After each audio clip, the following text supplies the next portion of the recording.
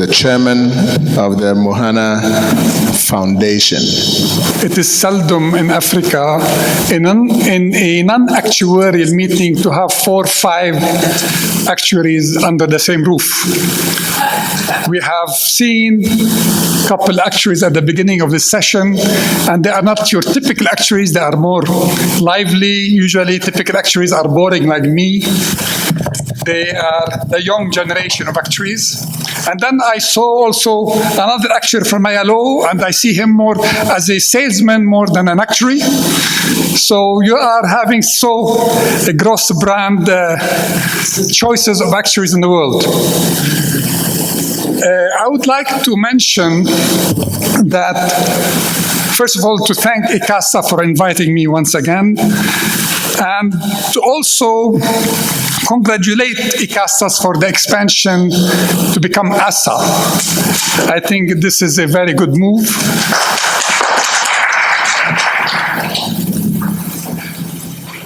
And I have a problem, the way our dear friend Keely was talking about, he's been pondering about the solution. I have a problem with Social Security.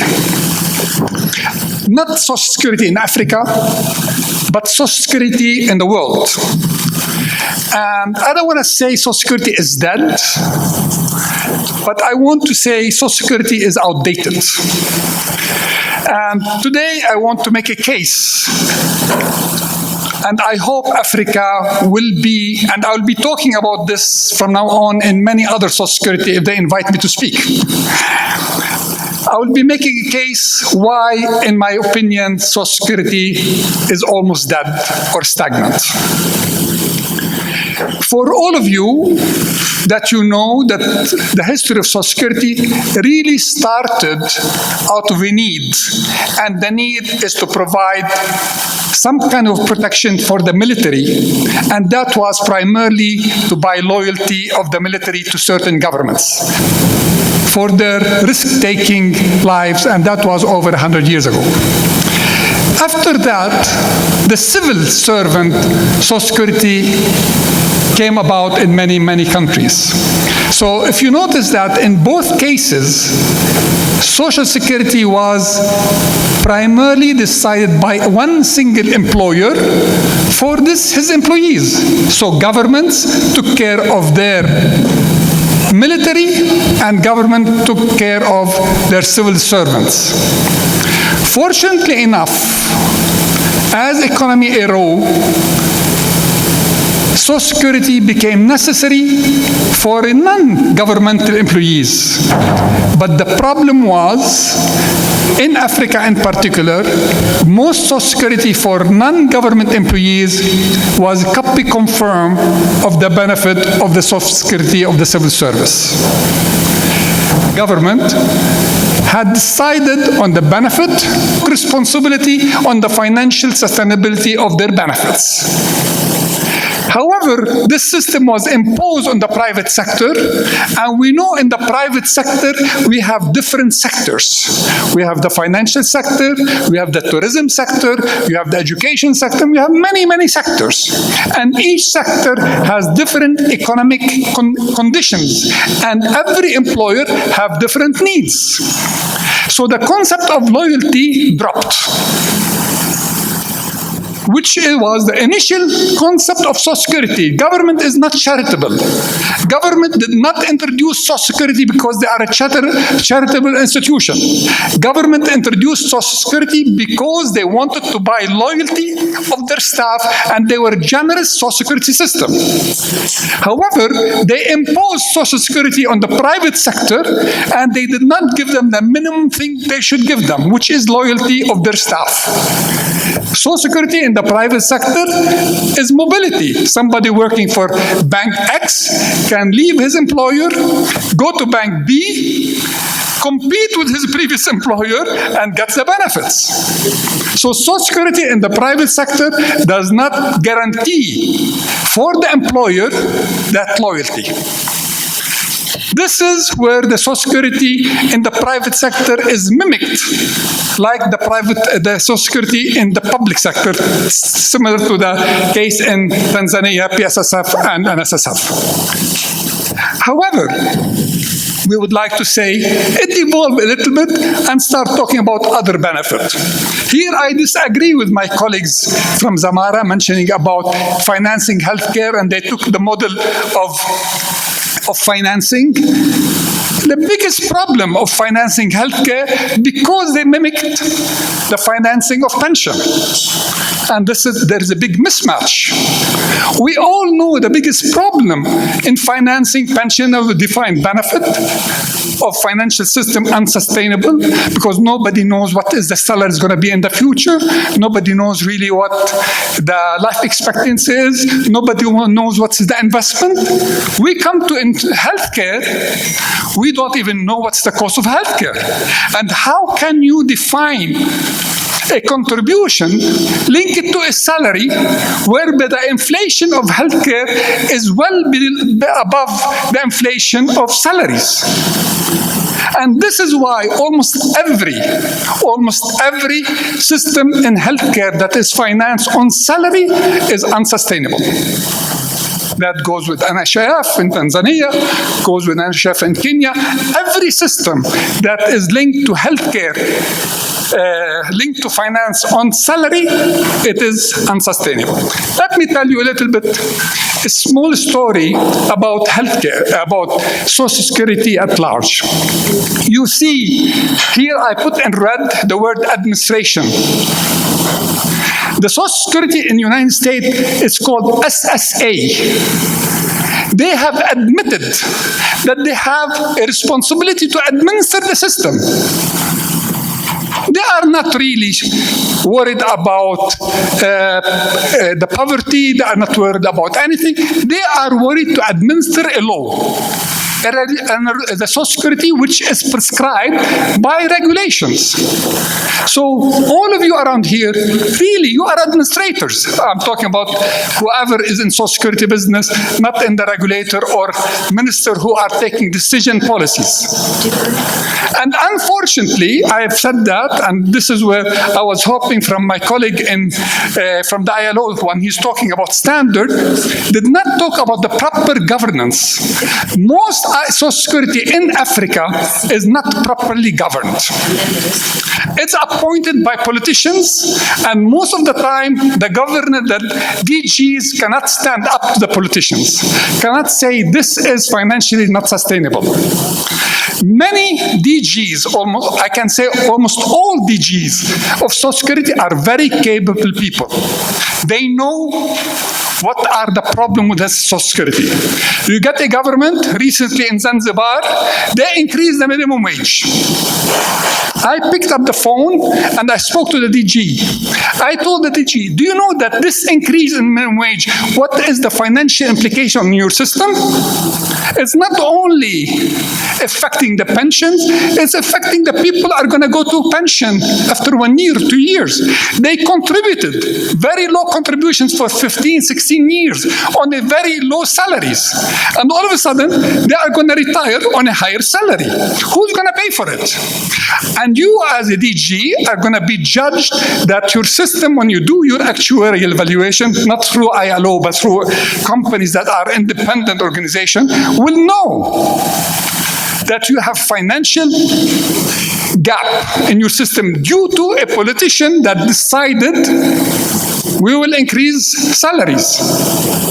These issues are very, very important when I'm talking about you as an administrator, you have the obligation to communicate about your business. Over the past 100 years, I would like to mention that many industries have evolved. And if you look here about the train industry, if you look at the car industry, if you look at the automobile and everything, you see they transformed tremendously. However, if we look at the IT industry, didn't even change every 50 years. It changed almost every 5 years. We have many versions of Microsoft. What did we do on Social Security basis? We only complain and we do parametric reforms. Almost every Social Security in the past 20 years, they did some kind of a parametric reform, and some of the organizations in Scandinavia and so on, they did automatic parametric reforms. In Africa, because initially the Social Security was formed based on the public sector, they didn't concern themselves by that the calculation of the pension is linked to the last salary. The salary a lot at the end of the last 1 or 2 years, and then the pension will be high. They said, okay, we'll do the computation of pension is an average of the last 3 or 5 years. And some countries, they introduced a computation of pension is career average salary declaration. And many other parametric reforms took place. However, I would like to mention that in Africa, until today, you have very traditional Social Security system. You haven't really went out of your way, and I am against the concept of let's increase the coverage. Every Social Security in Africa right now that I know of, if they increase their participation, they are only deceiving the new generation only to finance an older generation, because most of the systems are financially unsustainable. You are lying to the newcomer, unless you are doing something new. You are increasing by something different contribution, but the current contribution system, there is not a single pension fund I know of that is 100% financially sustainable. So you have an obligation to say, we can change the system to become financially sustainable. I am against the concept of how the young will finance the old. I'm for the system that the healthy will finance the unhealthy. I'm for the system to say the poor will be financed by the rich. But I am against the concept that the young will finance the old, because the young is ultimately going to be old. And who is going to be financing that old person again? So these are issues I like to mention. They were not even literate to start with, but certainly they were not financially literate. Moreover, 100 years ago, people didn't have a choice of foreign investments. They didn't have Bank A, Bank B, investment manager A, investment manager B. So Social Security introduced a new safety.